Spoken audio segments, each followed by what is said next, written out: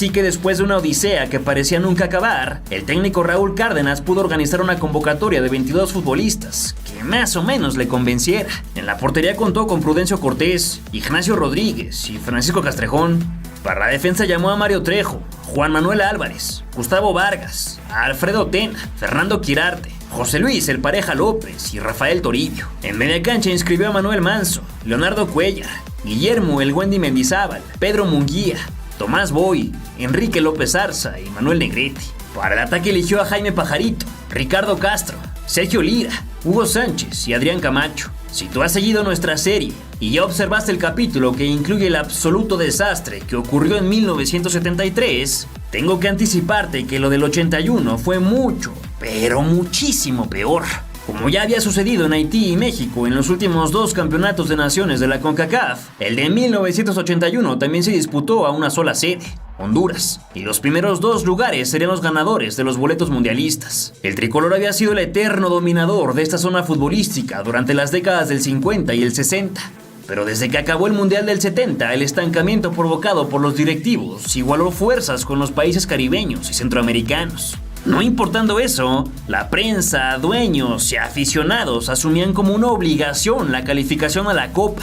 Parecía que no habían visto un solo juego del seleccionado, pues a la distancia es evidente que el fracaso iba a ser amplio en tierras hondureñas. No obstante, para nuestro director técnico no era tan claro el asunto, pues estaba convencido de que se calificaría con 7 o 9 puntos de los 10 en disputa. Es mi deber recordarte por enésima vez que México solo había ganado 3 veces el título del monarca de la CONCACAF en las 7 ediciones que se habían disputado hasta entonces. La octava no se sumaría a nuestro palmarés. El 1 de noviembre de 1981 arrancaron el campeonato. Lo hicieron muy bien, derrotando a la débil Cuba con marcador de 4-0. El primero fue gracias a la triangulación entre Leo Cuellar, Hugo Sánchez y Ricardo Castro, que de costado remató a la puerta de José Reynoso. El guardameta cubano se estaba vistiendo de héroe, tapando por aquí y por allá, pero cerca del descanso no pudo evitar el excelente control de Hugo, que avanzó solito y lo fulminó con pierna izquierda. Ya en el lapso final se concretó la goleada. Al 51 cayó el doblete del atacante del Atlético de Madrid, que saltó sin presiones para entrarle con la frente.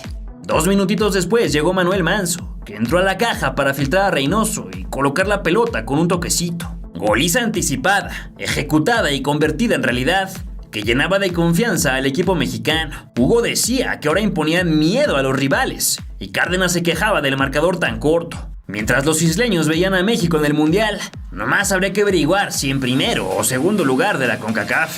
Tristes pensamientos todos, porque cuando se vuela muy alto sin las protecciones correctas, la caída suele ser brutal.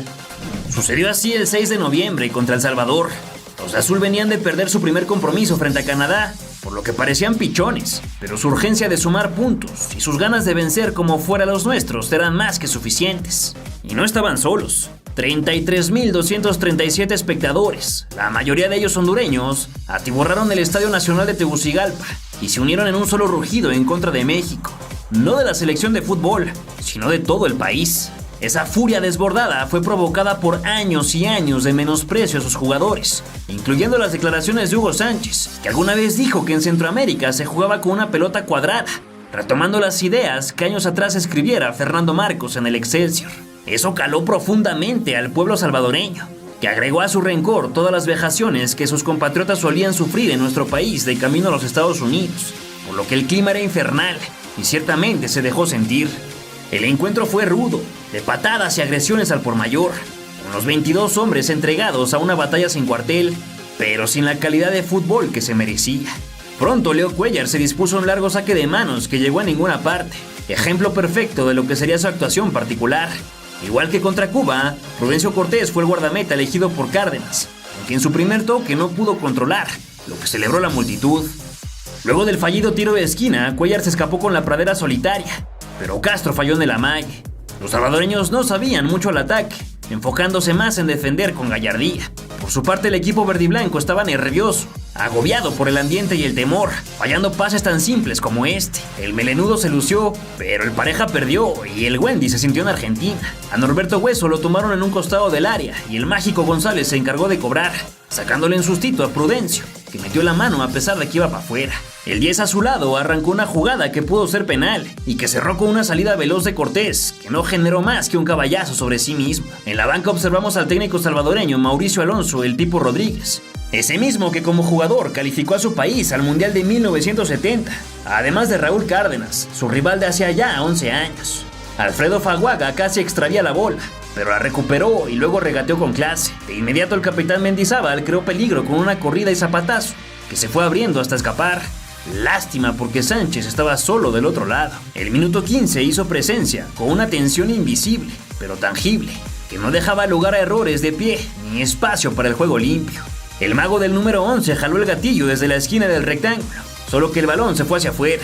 Otra vez Leo trató con esa catapulta que no rompió ninguna pared, aunque en la segunda sacó un córner. Él mismo cobró y Mora Guevara cortó antes de que le llegara Manso. Mientras intentaba despejar, Hugo se manoteaba con los defensas, que lo tenían entre ceja y oreja para desaparecerlo del mapa. Fue tal su insistencia que terminó amonestado por el brasileño José de Jesús Arago. El castigo físico llegó pronto, aunque Manso también planchó y nadie quiso ver. El árbitro Aragao de Brasil está indicando la falta. Lo cierto es que primero Manso recibió falta, pero después la entrada de Manso fue dura de verdad. Al más puro estilo de los supercampeones, Castro terminó la jugada de 3, zapateando a un lado de la portería. La verdad es que en cuanto a firmeza, entrega y pundonor, México demostraba que tenía con qué. Lo que definitivamente faltaba era el buen nivel futbolístico. La cuchillada que le metió Mario Trejo a Romeo Aquino era de 20 años de cárcel. El mordisqueo sobre el Wendy era incesante. Hugo era alimentado de pasto cada 5 minutos. Y a Manso le sacaron una que se arrastraba hacia adentro. Cuellar y Ever lucharon como romanos en el Coliseo. Al mismo dorsal 12 lo violentaron en el centro del campo. Manolo volvió a ganar en elevación, pero Castro no alcanzó a llegar y a Trejo se le atravesó un topo. Leonardo andaba activo, aunque Guevara estaba concentrado. Como puedes ver, el partido se deshilachaba entre patadas de unos y otros, sin opciones claras de abrir el marcador. González tuvo su tercera chance, desviada por Trejo, y la cuarta quiso ser gol olímpico, pero se quedó en la imaginación. El portero centroamericano se fue a cazar mariposas, aunque al niño de oro le arrebataron el de la gloria. No más porque sí, el Pareja López atropelló al Faro, quien no se dejó amedrentar. Enésimo saque de mano sin fruto que cosechar. Otro intento de clavar desde el vértice y un cabezazo de Castro fueron las formas en que México quería sacudir la falta de gol. La coreografía salvaje continuó con la guadaña de Juan Manuel Álvarez a Hueso, la salida más o menos buena de Cortés y la reventada del Mago, vestido de azul. Muy bueno era el de la número 10 rival, pateando con fe donde hubiera espacio, supervisado por Cárdenas, que ya había escupido su inseparable chicle. Hernández se vistió de frac sobre Gustavo Vargas, pero le marcaron un erróneo saque de manos. Y sin más que agregar, finalizó la primera mitad. Al volver el Güero se dejó ver incómodo y con cara de pocos amigos, tal vez anticipando la que estaba por llegar. Para empezar bien, Hueso dejó pagando al papá del Parejita. Rugama se caló de 3/4 y Hugo intentó quién sabe qué. Cuando por fin el que traía el número 22 la pudo conducir, terminó en nada. Y luego le dio un rodillazo a Guevara en una nueva mala salida. Coqueteando Sánchez con la segunda amonestación, en un pequeño recuadro se tomó el calentamiento de Tomás Boy, en lo que Castro ganó el centro de Cuellar, pero Manso cayó en fuera de lugar. El jefe sonaba un buen elemento para destrabar la coyuntura, aunque su presencia tampoco fue la diferencia. Vargas caminó y pateó, estrellado. Fue entonces que Álvarez chocó a Montoya dentro de su área, en una que se pudo pitar, pero el brasileño dijo que en él. Sánchez no paraba de tentar al diablo a la más mínima oportunidad. Pedro Munguía era la nueva víctima del fuego y finalmente Castro se vio más lento que una tortuga en su toma de decisión. La más clara para Hugo Sánchez fue antes de llegar el 20, en un balón parado que él mismo provocó. Cuellar le envió globeada y después de un par de rebotes entre Manso y el ex Puma puntearon de izquierda, pero el poste vibró junto a todo San Salvador. Quien toca finalmente la pelota es Manso. Y el balón pegó en el poste, llegada de Castro, taponazo fuerte y después aquí está el puntapié que hace el delantero del equipo mexicano Ricardo Castro. En medio de todos los cuerpos se filmó a Castro sufriendo en el pasto y al árbitro repartiendo amarillas por alguna razón que solo él conoció. El tricolor lo estaba intentando con todas sus inoperantes ideas, pero el marcaje personal perfectamente ejecutado les impedía pensar con claridad y perdían casi todo lo que podían tocar. Vargas ganó con gran velocidad, derribado para que no se luciera. Guevara le robó de la testa a Castro y Hugo a Jovel, solo que el centro sirvió para dos cosas. Muy convencido de sí mismo, Cuellar corrió a hacer el saque de manos, aunque se olvidó que a mismas acciones, mismos resultados. En un 2x3 El Salvador ya estaba en la trinchera verde, disparando Hernández sin mucha intención de hacer gol. Trejo se comió la patada más nueva del partido, y a pesar de que el Wendy bailoteó cuanto quiso, el portero Guevara demostró que salir era su mejor virtud. Boy vivió en carne propia la leña centroamericana. López pateó a ninguna parte. Trejo afiló su cuchillo de carnicería, que lo pintó de amarillo. Y Jorge Alberto González apuntó la varita mágica, solo que el hechizo fue a parar a manos de Cortés. Muy poquito nos podremos quejar sobre la insistencia y las ganas de la escuadra mexicana, pero sí podemos lamentarnos por la falta de empaque colectivo, y la más triste de las características, que era la nula creatividad, la escasa inventiva y la desesperante ausencia de enfoque mental. El acabose ocurrió al minuto 80. El mágico González tomó un rebote del desdichado Mendizábal y meneó la esférica en diagonal, desde la banda hasta la entrada del área. Con la izquierda intentó cruzar a Prudencio, que escupió y dejó rebote.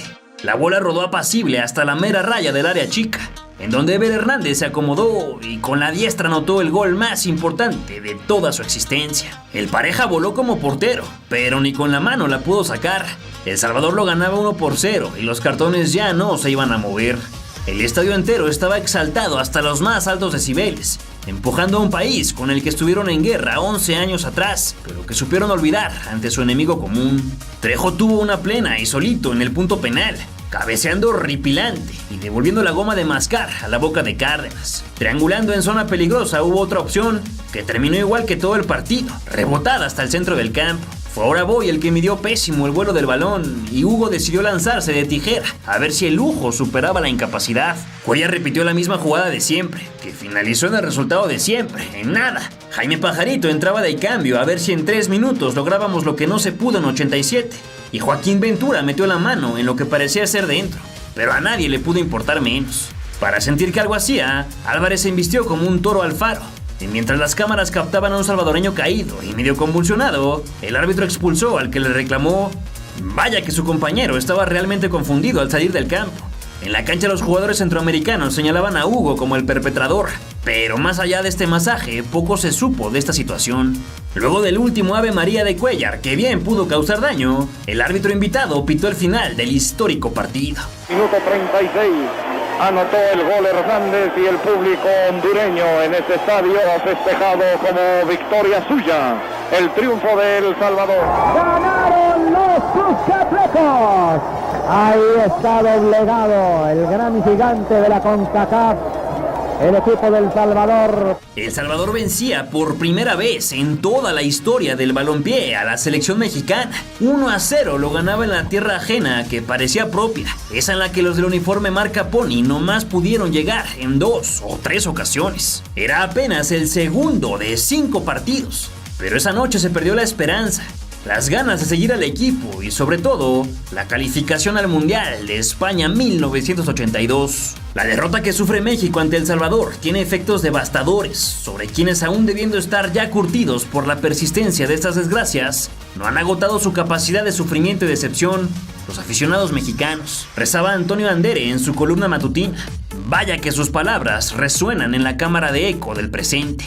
México llegó a su partido contra Haití en la tercera posición del hexagonal, por debajo de Honduras y Canadá, pero por encima de El Salvador. Todo dependía de ellos, y justamente esa fue la razón de la eliminación. Los haitianos lo volvieron a hacer. Arrancando el partido, Manso falló una de trámite, después de la triangulación con Sánchez y Castro. Era el inicio de la debacle. Prácticamente ninguno de los 11 futbolistas mexicanos se encontró sobre el campo, y con el agua hasta el cuello intentaron nadar a la costa, pero la oscuridad de la noche los alcanzó. El minuto 47 tic-taqueaba en el reloj, cuando Prudencio Cortés tuvo una desastrosa, seguida de otra. En la segunda, que fue en un tiro de esquina, despejó hacia atrás, y Goels Cadet nomás tuvo que patear flojito para ser el primero. El tricolor insistió, pero el mal de ojo les descompuso la cabeza, porque no sabían conectarla con los pies. Tuvo que ser a 180 segundos del pitido final que cayera el del empate, cuando Hugo Sánchez vio volar un rebote de Picant y se lanzó de frente para empujarlo al fondo. 1 por 1 señalaba la cédula arbitral, con lo que México acumulaba solo 3 unidades. No obstante, se mantenía en el tercer puesto, gracias al empate entre El Salvador y Cuba, por lo que todavía existían las ilusiones de calificar. Hubo más luz en el horizonte cuando Honduras venció a Canadá y los dejó con los mismos puntos que los verdes, por lo que una victoria colocaba a los de Cárdenas en el segundo lugar, con derecho al Mundial. Pero como ya hemos aprendido en los últimos 3 episodios de esta serie, el fútbol mexicano vivía sus horas más lagrimeantes de todas. Y vaya que hemos tenido muchas de esas. Parecía que el tremendísimo calor en Tegucigalpa le iba a dar cierta ventaja a los aztecas, pero no fue así. Al menos Tomás Boys apareció con algo de talento y trazó al parsimonioso Castro, que en vez de patear a portería se dejó robar por Litieri. Hugo no pudo jugar esa tarde, pues había sido amonestado contra Haití y por ello fue suspendido un partido.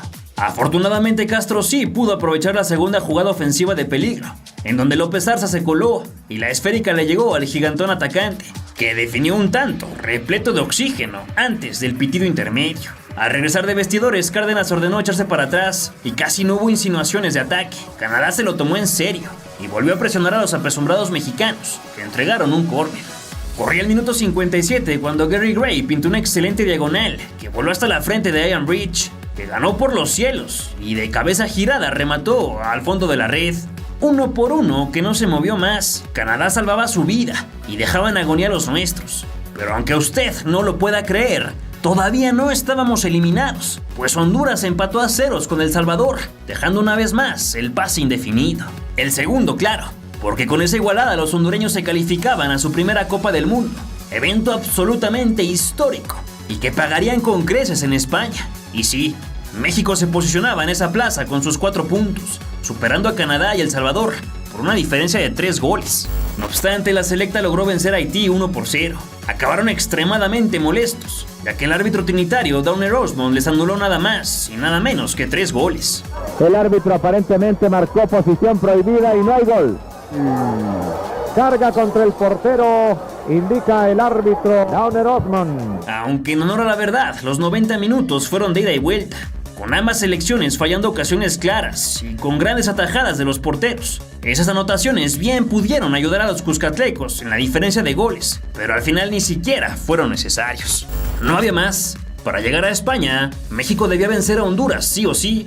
Ya los salvadoreños se sentían derrotados y eliminados. Incluso el entrenador anunció su retiro del fútbol y sus jugadores ya estaban planeando el regreso a casa con las manos vacías. Todo estaba servido en la mesa, con tenedores de plata y vajilla de porcelana. Los únicos que faltaron fueron los comensales, que seguían agobiados en su hotel por el pueblo hondureño, desesperado por volver loco a los representantes mexicanos y provocando incluso que el perro Bermúdez se peleara con uno de ellos. Para la importantísima contienda, Cárdenas prefirió cambiar de guardameta y colocó a Paco Castrejón, quien jugó esa tarde el último de sus 28 partidos clase A con la selección nacional. Poco trabajo tuvo. El partido se discutió otra vez bajo un duro sol y las llegadas de peligro fueron escasas en ambos lados. La más peligrosa del local fue contenida por el arquero. Hugo Sánchez tuvo 3 opciones en la segunda mitad. La primera se fue volando por un costado. La segunda fue la más trágica, pues Costly se la regaló dentro del área. Con mucha premura intentó definir con la derecha, pero la pelota se escapó angustiosamente por un costado. En la última lo volvió a intentar de chilena, pero tampoco pudo ser. No mucho más ocurrió. La selección mexicana quedaba fuera de la Copa del Mundo por 4ª ocasión, la última que se perdió porque a nuestros representantes no les alcanzó el fútbol sobre la cancha. Una verdadera tragedia que no se gestó en esas 3 semanas de la Copa de Naciones de CONCACAF, sino que nació luego, acabando el Mundial de 1970.